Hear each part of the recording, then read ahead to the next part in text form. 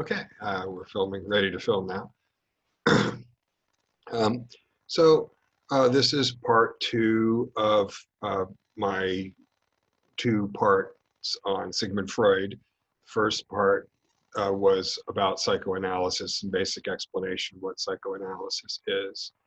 Um, this second part, I'm going to concentrate on some of his writings. He wrote a long series of books as a mature adult. Freud published over 10 very significant books, quite a lot.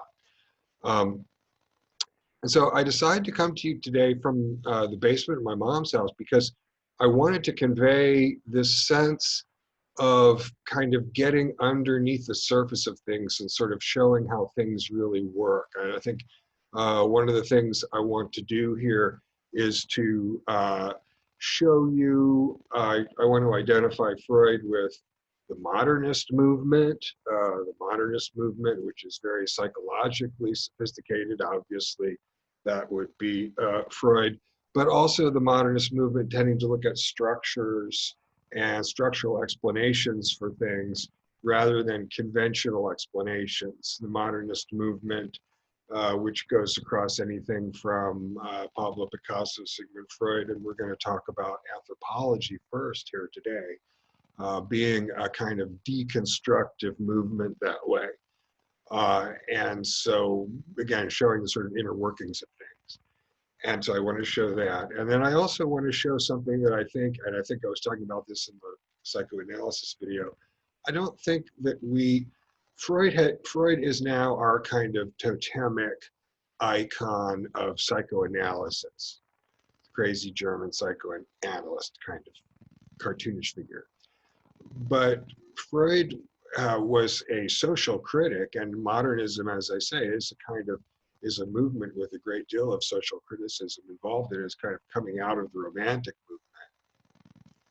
So I think there's a sort of subversive side to Freud that's very important. It's one of the most important things about him that unfortunately in his popular image we don't get. So you're going to get today a fairly sympathetic treatment of someone who these days is not in super great repute. And that is, I want to look at some of these writings of Sigmund Freud and some of his social commentaries and so on. So I'm going to look at three books. We just got three slides, a slide for each book. The first one here is an earlier book, Totem and Taboo. He wanted to talk about the idea of taboos, and essentially his analysis here is that, I'm looking at my shirt in the thing, and my shirt is really, I guess it's cool. I mean, if you can see that, it's kind of cool, psychedelic, it's great. Okay, fine. Right, so a couple of things specifically in Totem and Taboo. He's interested in that notion of taboo and that feeling of taboo. And he identifies taboo and incest prohibitions and so on with the need to identify with a group, the tribal group, and having a family group. And so he's got some working anthropological theories that he's giving in there. And then he also makes, and this is part of the subtitle of the book, he makes a fairly provocative equation of neurotic people in Western civilization, if you will, and some tribal people. Of course, I mean, the whole thing is that you start off with this kind of orientalizing empiricist, the imperial kind of, or colonizing, I guess would be the word most people would use, kind of approach to sort of tribals, if you will. But the anthropological techniques quickly come sort of rushing back onto the urban people. In any event, the point here is that Sigmund Freud, among other things, was part of the first generation of anthropologists. Sigmund Freud is right there with anthropology, and anthropology is a really critical and important part of the modernist movement.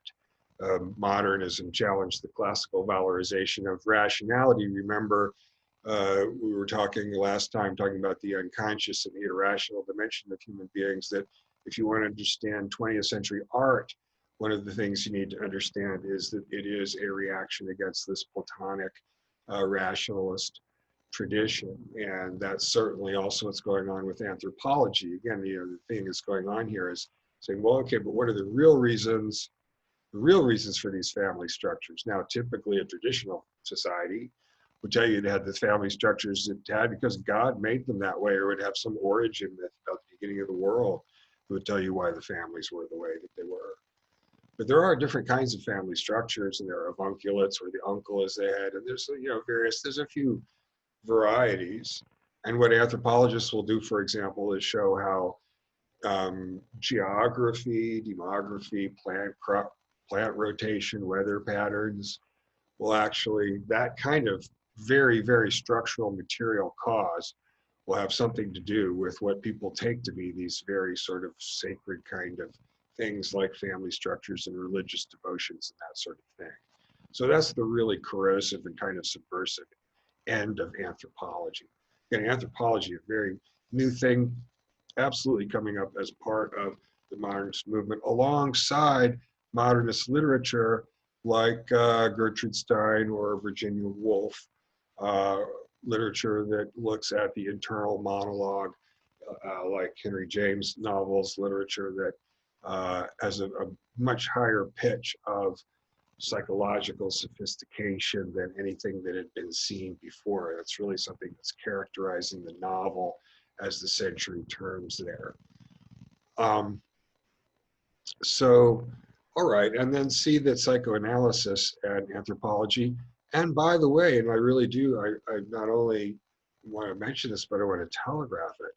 Remember, I mean, what is Marxism? I mean, again, in terms of understanding Marxism intellectually, Marxism is just the same thing, the idea that there are underlying material reasons why you have some of the social structures, economic relations that you have, and then beyond that, some of the conventions, values, political values, aesthetic values, even, in fact. That's why Walter Benjamin, you hear about Walter Benjamin, why people think he's so cool, because he managed to plug the aesthetic into the Marxist analysis in an interesting way. So, all right. That's Totem and Taboo. The second one then, and we get into the 1920s, and he really goes on a tear of writing quite a lot of interesting books. The Future of an Illusion from 1927. Consider the dates. Now we're looking at someone who's writing in the late 1920s, between the wars, the Roaring Twenties, the Jazz Age, the peak of modernism, Pablo Picasso. I know I keep mentioning Pablo Picasso, I'm a fanboy. So Freud says illusions, what he means by illusions are examples of magical thinking. He doesn't necessarily think they might be bad. He mentions that you might be dreaming of getting married to a prince someday. Well, I mean, after all, it's quite possible. It's possible you might get married to a prince someday. It's not as if it's completely false.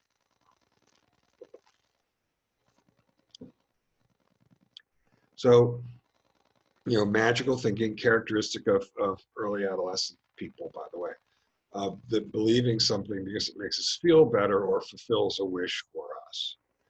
It fulfills some wish that we have or some need that we have. And so we decide to believe something.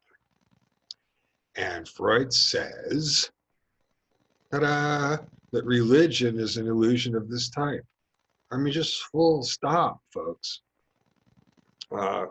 Sigmund Freud mounts a full-scale attack on religion as a sort of alienation of the self from itself, very much right along sort of Marxist lines. Again, remember, Freud's main sort of 19th century influence is Nietzsche, so you want to look at Nietzsche's talk on ressentiment and repression and alienation as well, both of those being very characteristic 19th century thinkers. And then again, this idea that, he has this interesting idea. I don't know you never know what to make about Freud specifics. Some of them are obviously dotty. As I was saying, that's okay. You want to see the big picture. What was the big contribution that this person made? I'd say with Freud, maybe it's the invention of the unconscious, the notion of repression, I guess. he suggests that the religious feeling, the feeling of awe, sort of the feeling of being transported, he thinks is really maybe what the infant feels for its parents. He's always thinking that what we are grown-up infants. I mean, that's the big thing about Freud.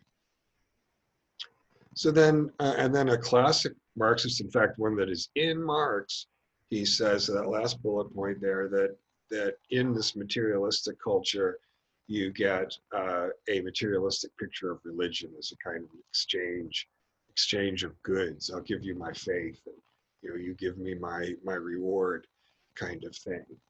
And so again, this is Freud. I mean, he's really, and I don't think somebody involved in social critical thinking is going to find Freud 100 years out, or Marx, right, to be particularly mind-blowing. But I think it's important to see sort of what they are.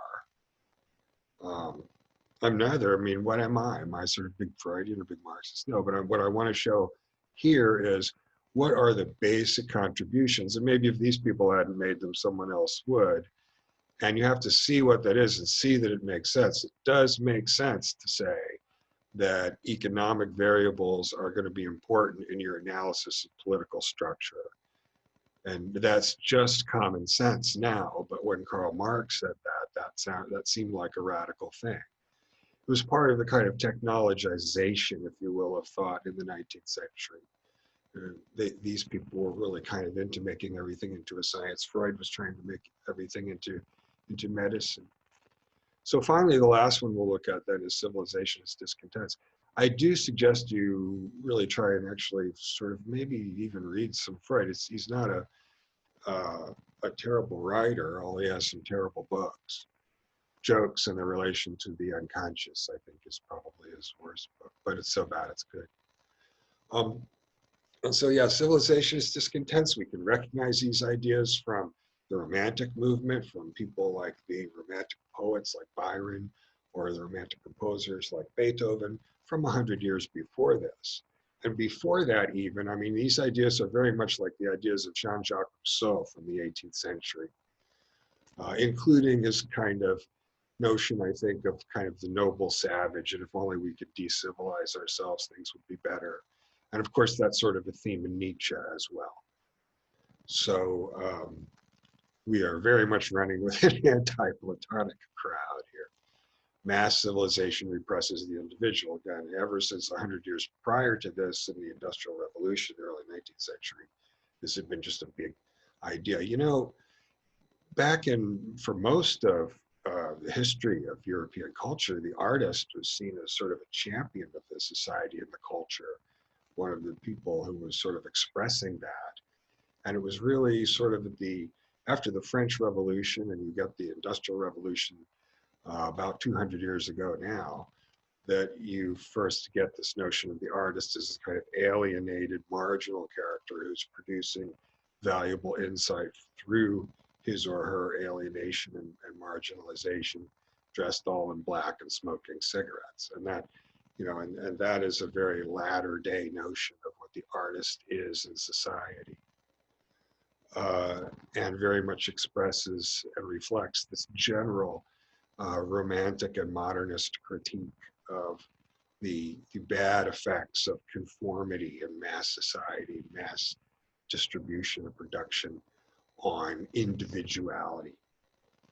A really, really big theme in Marx, who's writing about the centralization of the wool industry in England.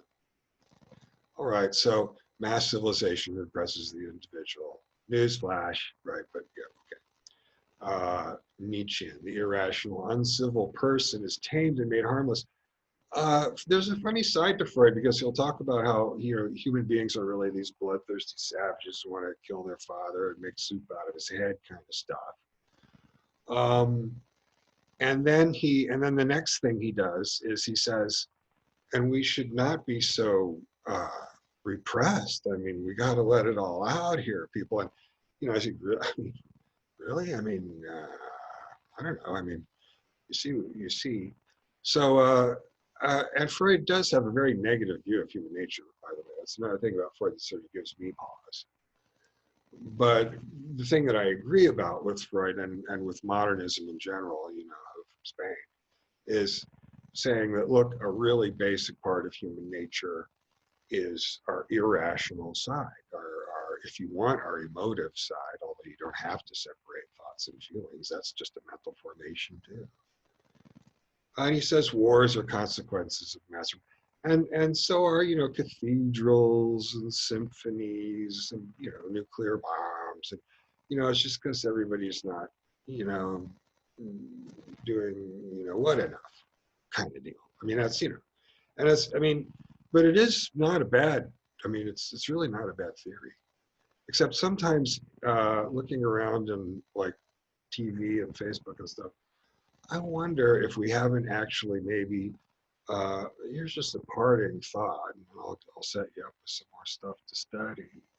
But I mean, don't you think it's possible at this point that what's happened is that we've repressed our more natural inclinations to compose symphonies and write novels and build cathedrals and spaceships in favor of just expressing those more natural, more healthy inclinations through empty sex? Hmm? Just a thought, never mind. Alrighty then. Um, I'll let you chew on that. And then, and so this will be it for old Siggy. Auf Wiedersehen.